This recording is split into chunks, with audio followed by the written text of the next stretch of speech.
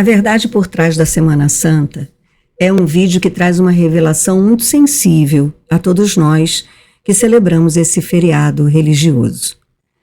E sendo religioso, você já se perguntou por que nessa celebração, talvez tão popular e importante quanto o Natal, começamos celebrando a cruz e terminamos celebrando o coelhinho dos ovos de Páscoa, que aliás é um símbolo pagão?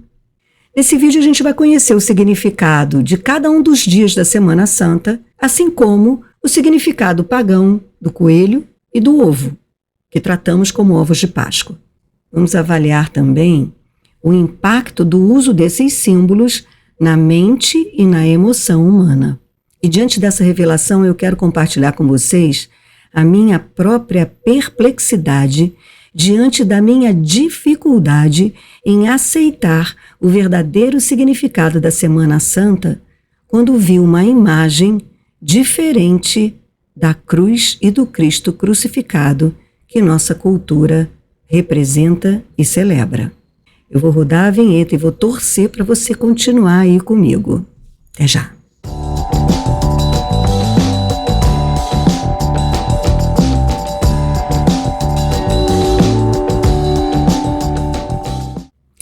Cada dia da Semana Santa tem um significado especial na religião cristã que celebra a paixão, morte e ressurreição de Cristo. Domingo de Ramos marca a entrada de Jesus em Jerusalém, onde foi recebido como rei. O povo cobriu o chão com ramos de árvores para que Jesus passasse montado num jumento. Na segunda-feira, Jesus expulsou os vendilhões do templo e curou as pessoas. E foi quando Maria ungiu Jesus. Na terça-feira, Jesus sofreu uma emboscada de líderes religiosos e anunciou que sua missão estava próxima de ser cumprida. Na quarta-feira, dia das trevas, que lembra que a escuridão vai descer sobre a terra com a morte de Jesus. Na quinta-feira santa, Jesus celebrou a última ceia com seus discípulos, lavou os pés dos discípulos, dando origem ao rito de lava-pés. Sexta-feira santa, Jesus foi julgado, condenado, torturado e crucificado. E toda a ênfase da celebração de toda essa Semana Santa recai sobre esse dia. É a Sexta-feira Santa, quando não se come carne. Em algumas igrejas encontramos a via sacra. Elevado ao sagrado, estão ali 15 quadros, representando as 15 estações do Calvário de Jesus. São 15 quadros de dor e sofrimento. Um pior do que o outro. Jesus cai, Jesus encontra com sua mãe, Jesus cai 3 vezes. Eu me lembro de ter visto isto uma vez numa igreja e olhei e fiquei pensando, por quê? Por que se divulga tanto o sofrimento de Jesus? Ele fez tantas coisas incríveis, milagres, curas. Por quê? Qual o propósito? Na 10ª estação começa a humilhação. Jesus é despido de suas vestes. Na 11ª estação, Jesus é pregado na cruz. Na 12ª estação, Jesus morre. E na 13ª estação, Jesus é descido da cruz. Na 14ª estação, ele é sepultado. E na 15ª, há a ressurreição de Jesus. Mas não é essa a imagem que nós temos durante essa semana. A mensagem é de sofrimento. A mensagem é de dor. Na missa, pedimos perdão infinitamente pela crucificação de Jesus. Somos os pecadores. Não somos aqueles que seguimos Jesus ou que fomos curados por Ele, ou que tivemos os nossos pés lavados por Ele. Não. Nós ocupamos aquele coletivo daqueles que condenaram, torturaram e crucificaram Jesus. E por eles, ficamos nos sentindo pecadores e pedindo perdão até hoje. Mas espera aí, a semana ainda não acabou. Há há o sábado e o domingo. Então vamos finalmente agora contemplar a imagem de Jesus ressuscitado. Só que a imagem de Jesus ressuscitado é inexplicavelmente substituída por um coelhinho e ovos de Páscoa, símbolos de uma crença pagã que foi violentamente erradicada da nossa sociedade ou da nossa cultura ocidental. E toda a comovente história da paixão do Cristo, que orienta a nossa espiritualidade até hoje, fica guardada no símbolo da cruz e do sofrimento. E no domingo da ressurreição, adotamos símbolos pagãos. E o que é que esses símbolos representavam? O coelho, ou a lebre, sempre foi símbolo de fertilidade, renascimento e vida nova. O coelho está associado à deusa Eostre, ou Ostara, uma divindade germânica da primavera, da aurora e da fertilidade, uma vez que era justamente nessa época que se celebrava a primavera. Como os coelhos se reproduzem rapidamente, eles eram vistos como representação do ciclo de abundância da primavera, quando a vida renasce após o inverno. Já o ovo, nas tradições pagãs, também simboliza fertilidade, criação e potencial de vida. Em várias culturas antigas, o ovo era visto como uma metáfora do universo nascendo, uma casca com algo precioso e vivo dentro. Nos rituais da primavera, como o equinócio de Ostara, ovos eram pintados e enterrados como ofertas à terra para garantir fertilidade nas plantações e nas famílias. Ou seja, ambos são símbolos fortes da primavera e do renascimento muito antes de serem apropriados pelas tradições da Páscoa cristã. Agora eu queria tratar com vocês do resultado da impressão de uma imagem na mente humana.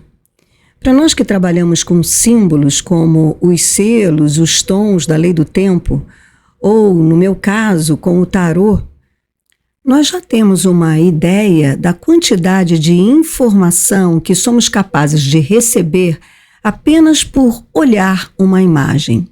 O nosso cérebro é extremamente visual. Cerca de 90% da informação processada é visual. A neurociência tem feito descobertas incríveis sobre o impacto das imagens no cérebro humano e como isso se conecta diretamente com a saúde mental. Esse vídeo não se pretende entrar em detalhes sobre as últimas descobertas da neurociência, mas nós já sabemos que cenas com carga simbólica ou emocional ativam a amígdala e o hipocampo, áreas responsáveis pelas emoções e pela memória. Mas eu pretendo destacar o senso comum, algo que é muito simples de perceber. Nosso cérebro não funciona lendo textos. Nosso cérebro processa informação através de imagens. E ele não tem negativas. Não adianta você dizer, não pense num elefante, porque a imagem do elefante vai surgir na sua mente. E não é à toa que há aquele ditado que diz uma imagem vale mais do que 1000 palavras. Porque uma imagem não comunica apenas uma informação. Mas uma imagem, ela tem cor, ela tem ambiente, ela tem clima, ela passa emoção. Então, para uma imagem, não há não. Há simplesmente aquela comunicação direta de tudo aquilo, de toda a ambiência que aquela imagem contém para você, em vários níveis de entendimento, mental, emocional, físico e espiritual, uma vez que contamina o mundo das suas ideias. Quando celebramos a morte de Jesus e cultuamos a cruz e Jesus crucificado, naquela situação humilhante, torturado, uma coroa de espinhos, pregado na cruz, com um trapo cobrindo o seu sexo, a mensagem é muito clara. De modo que toda a história da vida de Jesus, desde seu nascimento, seus milagres, seus sermões, Quantas coisas Jesus falou de significado importantíssimo para nós humanos. Sua maneira de dizer que seguia a voz do Pai, independente do que o Estado ou do que a igreja lhe dizia. Tudo, absolutamente tudo, ficou resumida nesta imagem. Mas a história da vida de Jesus não terminou aí. Jesus ascendeu aos céus. Ele ressuscitou. Quantas vezes na sua vida você viu a imagem de Jesus ressuscitado ou ressuscitando em comparação com as vezes que você viu Jesus pregado na cruz? Vivemos o festival da ressurreição. E aí, de repente, a igreja se apropriou de símbolos pagãos, como coelhos e ovos, para celebrar a ressurreição de Jesus, tratando esse conhecimento de uma forma ingênua, infantil. E acho que foi isso que aconteceu conosco. Nos infantilizou. Nós ficamos como crianças, órfãos de pai, esperando fazer tudo certinho, para que no dia que a gente morrer, quem sabe, encontremos ali o Papai do Céu finalmente para nos resgatar a inocência de estar vivo sobre a face da terra. Aí você pode dizer: não, Cláudia, a gente tem condição de entender que isso é apenas um símbolo e etc, etc. Pois bem, eu que sou esotérica, nasci esotérica, só depois de muito tempo que eu tinha lá minha biblioteca de livros que eu gostava de ler e achava simplesmente que todo mundo gostaria de ler os livros que eu lia. Um belo dia, um amigo entrou em casa e falou assim: nossa, você é totalmente esotérica. Eu tive que pedir para ele me explicar o que era esotérica, porque para mim o mundo era assim. De modo que eu, que nasci esotérica, ou seja, gosto sempre de saber o que está por trás das religiões, dos ensinamentos filosóficos e etc, etc.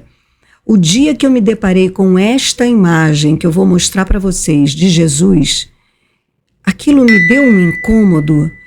Eu tive a sensação de que eu estava olhando para um sacrilégio, que foi alguém de muita má fé que teve a coragem de trazer uma imagem de Jesus dessa maneira, porque aquilo simplesmente desconstruía uma parte enorme dentro de mim. E eu demorei, primeiro para me acostumar com aquela imagem, e depois para entender o sentido de tudo isso que nós vivemos até hoje. E é simplesmente por isso que hoje, quando nós falamos em ascensão, quando nós falamos em autorresponsabilidade, de cuidarmos da nossa autoestima, autoconfiança, para a nossa autorrealização, para que nós consigamos ascender, entender que a morte é uma passagem, exatamente como ele nos mostrou, isso nos parece tão distante e quase impossível. De modo que eu quero terminar esse vídeo com uma frase de uma canção de Caetano Veloso, Um Índio, onde ele diz assim: e surpreenderá a todos, não por ser exótico, mas pelo fato de poder ter sempre estado o oculto quando terá sido o óbvio. Gratidão, amores. Namastê. Em Lakesh.